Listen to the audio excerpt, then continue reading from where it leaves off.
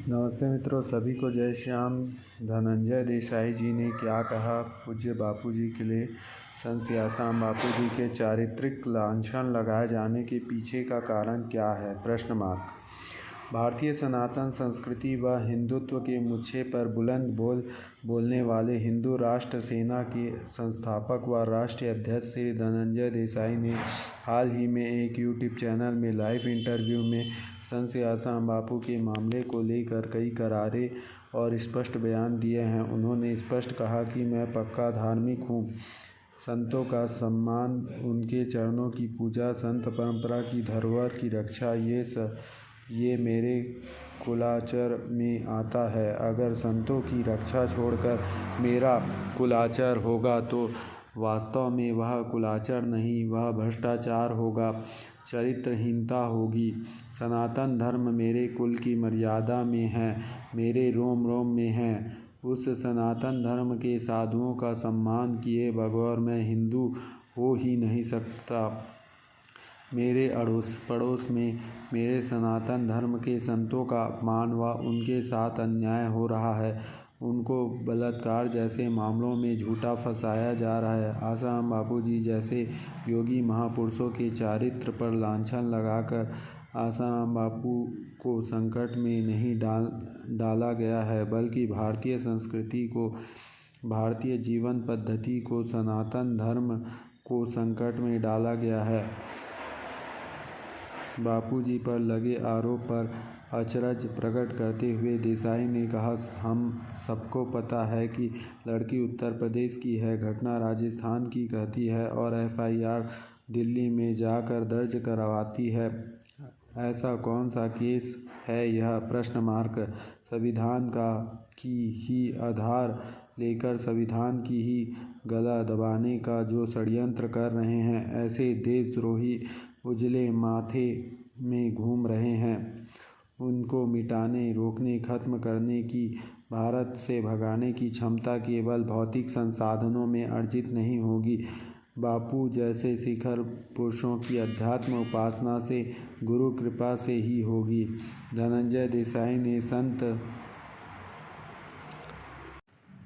बापू जी को भारतीय सनातन धर्म की रक्षा प्रणाली की उपमा दी और समाज में सचेत करने वाली भाषा में कहा, जैसे सीमा पर के सैनिकों को अगर कोई बेहोश कर दे अथवा उन सैनिकों को सीमा से हटाकर कैद कर ले तो सैनिक संकट में नहीं, आपकी भारत की सीमा संकट में है। ऐसे ही बापू संकट में नहीं हैं। आपके धर्म रक्षक कारावास में डाले जाते हैं तो संकट में तो आप हैं, आपका धर्म है। वे तो हमारा चिंतन, मनन, ध्यान, धारणा धर्म ऊपर हो, इसलिए अपने शरीर की समाधि आहुति इस भयंकर भीषण यज्ञ में देकर हमारी साधना बढ़ा रहे हैं। बापू हमें ब्रह्मचार्य सिखाता है, उच्च श्रेणी के वंशजों का निर्माण करने का, एक उच्च कोटि का आध्यात्मिक योग सिखाते हैं, कुल की शुद्धि सिखाते हैं, हमारी आध्यात्मिक योग्यता जगाते हैं। भारत को खत्म करने में लगी शक्तियाँ का सबसे बड़ा रोड़ा है। बापू जैसे महापुरुष भारत को तोड़ने की बदनीयता रखने वाले जानते हैं कि जब तक भारत की आधारशिला, उसके संतों के चरित्र पर लांछन न लगाया जाए, हिंदू समाज अपने कुल के प्रति सशंक न हो, तब तक इस भारत को खत्म नहीं किया जा सकता। तुर्की, अरबी, शाक, हुन, मुगल, ग्रीक, पुर्तगाल, अंग्रेज ये भारत को खत्म नहीं कर पाए तो अब इन षड्यंत्रकारी और धर्मांतरण करवाने वालों ने ठान ली है कि भारत के महात्माओं का चरित्र हनन करना शुरू कर दो, उनके बारे में हिंदुओं के मन में प्रश्न चिन्ह खड़े कर दो। बस इसी के चलते बापू जी का चरित्र हनन करने का प्रयास हुआ है। वास्तव में आध्यात्मिक स्तर पर बापू जी योगी पुरुष हैं। ऐसे महात्माओं के ऊपर लांछन लगाकर धर्म को लक्ष्य किया जा रहा है। इंटरव्यू के अंत में आह्वान करते हुए उन्होंने कहा, मैं सभी भारतवासियों से कहता हूं कि यह सब सहते हुए बापूजी को 8-9 साल हो गए। अब जागृत हो जाओ। किसान आंदोलन अगर केंद्र को झुका सकता है तो असली हिंदुत्व भारत में धर्म राष्ट्र क्यों नहीं ला सकता? भारत को पूर्ण तेज से जागृत करने वाले आसाराम बापूजी के चरणों में हम क्षमा प्रार्थी हैं कि उनके इतना भुगतना पड़ रहा है। यह हमारी नपुंसकता है, हमारा अपयश है।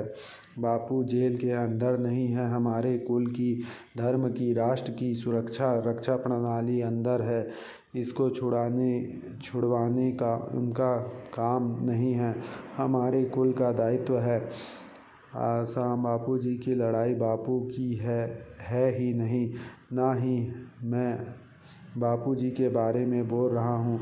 मैं तो बापू के नाम के माध्यम से मेरे कुल के उद्धार के बारे में बोल रहा हूँ, मेरे रक्त की शुद्धि के बारे में बोल रहा हूँ, मेरी धरोहर, मेरी परंपरा और मेरे पुरखों की पुण्याई के बारे में बोल रहा हूँ। जय श्री राम।